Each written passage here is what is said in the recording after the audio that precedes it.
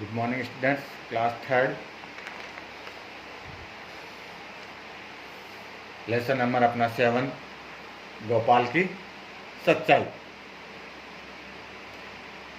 Lesson शुरू करते हैं। गोपाल की क्या सच्चाई है देखते हैं लेसन में। एक दिन गुरुजी कक्षा में गणित पढ़ा रहे थे।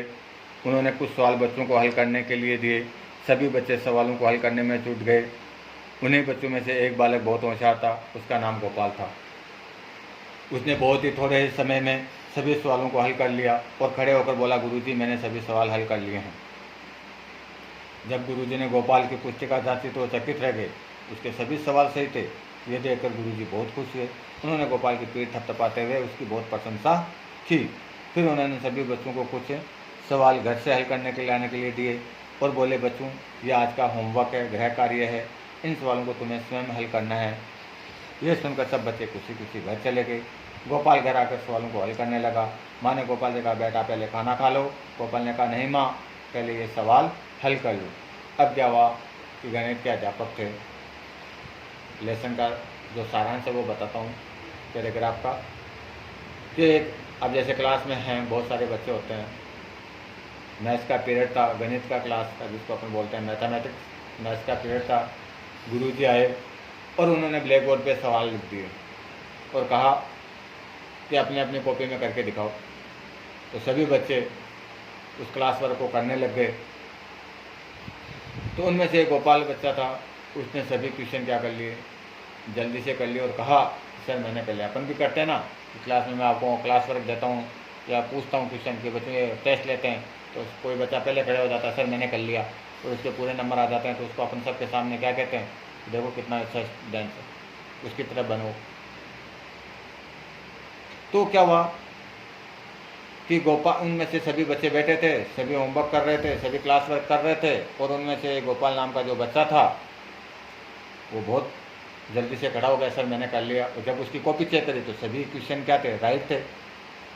तो सभी क्वेश्चन को राइट देखकर गुरुजी ने कहा कि देखो गोपाल की तरह, उसकी पीठ थपथपाई, उसकी प्रशंसा करी। और फिर क्या करा, उन्होंने कुछ क्वेश्चन होमवर्क के लिए भी दे दिए और बच्चों को कहा ये घर से लाने के लिए, और साथ में ये कहा कि तुम्हें किसी से नहीं पूछना है, तुम्हें स्वयं करना है। गोपाल घर आकर सवालों को हल करने लग गया। माँ ने गोपाल से कहा, बेटा पहले खाना खा लो। तब उसने क्या बोला, नहीं माँ, पहले मैं क्या करूँगा, सवाल हल करूँगा। माँ ने फिर गोपाल को प्यार से समझाते हुए कहा, बेटा पहले खाना खा लो, सवाल बाद में हल कर लेना। माँ बस एक ही सवाल रह गया है, बाकी तो मैंने सब सवाल हल कर लिए हैं, ये सवाल मेरी समझ में नहीं आ रहा है। गोपाल बोला। यह कहकर वह फिर सवाल में हल करने लग गया। गोपाल ने बहुत माथापच्ची की परंतु सवाल उसकी समझ में नहीं आया। तभी उसका एक मित्र वहाँ आया। गोपाल ने मित्र की सहायता से वह सवाल हल कर लिया।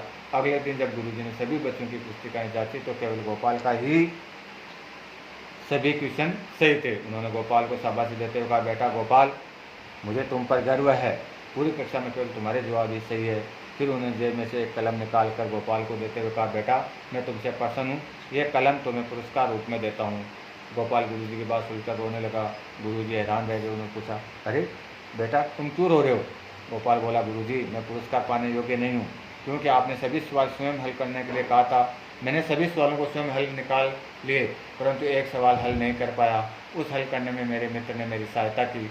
गुरुजी गोपाल की बात सुनकर बहुत खुश हुए कि एक छोटा सा बालक सबके सामने सच बोल रहा है और अपनी भूल स्वीकार कर रहा है। वे बोले, बेटा ये कलम तो तुम्हें ही पुरस्कार रूप लेनी होगी।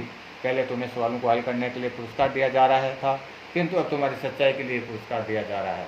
गुरुजी ने सच बोलने के लिए वह कलम गोपाल को दे दी। बच्चों जानते हो ये बालक कौन था? इस बालक का पूरा नाम था गोपाल कृष्ण गोखले। ये बालक बड़ा होकर हमारे देश के महान नेता बना। महात्मा गांधी गोपाल कृष्ण गोखले को अपना गुरु मानते थे। यह अपना लेसन है। तो इसमें क्या हुआ कि गोपाल की सच्चाई क्या थी? उन्होंने घर से गुरुजी ने होमवर्क करने के लिए लाने के लिए दिए, सभी ने करे। अब क्या हुआ, उसकी माँ ने कहा, बेटा खाना खा लो। तो उसने कहा, नहीं मैं पहले खाना नहीं खाऊंगा, पहले होमवर्क करूंगा जो गुरुजी ने दिए हैं। उनमें से क्या हुआ, एक क्वेश्चन उसको नहीं आ रहा था, उस पर बहुत उन्होंने माथापच्ची करी, फिर भी वो क्वेश्चन उसके गोपाल को समझ में नहीं आ रहा था। फिर अचानक क्या हुआ, उसका दोस्त वहाँ आया, फ्रेंड आया, और वो फ्रेंड की मदद से उस क्वेश्चन को हल कर लिया।